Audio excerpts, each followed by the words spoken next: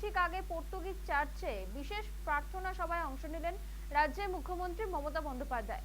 Christmas ক্যারলের সুর ভাসছে, আলো ঝলমল করছে কলকাতা সহ গোটা রাজ্যে। দুর্গাপুজো হোক বা ঈদ অথবা বড়দিন, বাংলায় বরাবর সমান গ্রহণযোগ্যতা পেয়েছে উৎসব।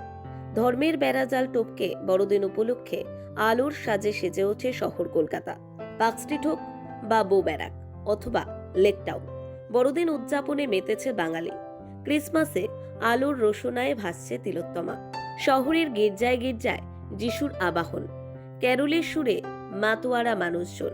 বরাবরের মতো তাতে সামিল হয়েছেন বাংলার মুখ্যমন্ত্রী মমতা বন্দ্যোপাধ্যায়। ক্রিসমাসের আগের রাতে মঙ্গলবার পর্তুগিজ চার্চে বিশেষ প্রার্থনায় সামিল হন মুখ্যমন্ত্রী মমতা বন্দ্যোপাধ্যায়। সঙ্গে ছিলেন রাজ্য পুলিশের ডিজি রাজীব কুমার ও কলকাতা পুলিশ কমিশনার মনোজ ভার্মাও। প্রতি বছরে বড়দিন উপলক্ষে চার্চে যান মুখ্যমন্ত্রী।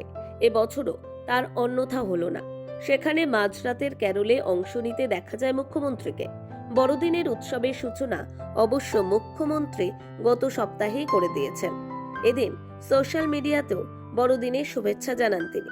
ক্রিসমাস ইভ পালনে মেতে উঠেছে কলকাতাবাসী। শহর তো বটে, শহরতলি থেকেও বড়দিনের উন্মাদনায় সামিল হতে এসেছেন বহু মানুষ। একেবারে যেন দুর্গাপুজোর ভিড়।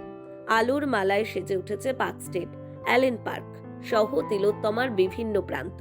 তবে মঙ্গলবার রাতে ঝিরঝিরে বৃষ্টি হয় কলকাতায়, তার মধ্যে চলে উৎসব।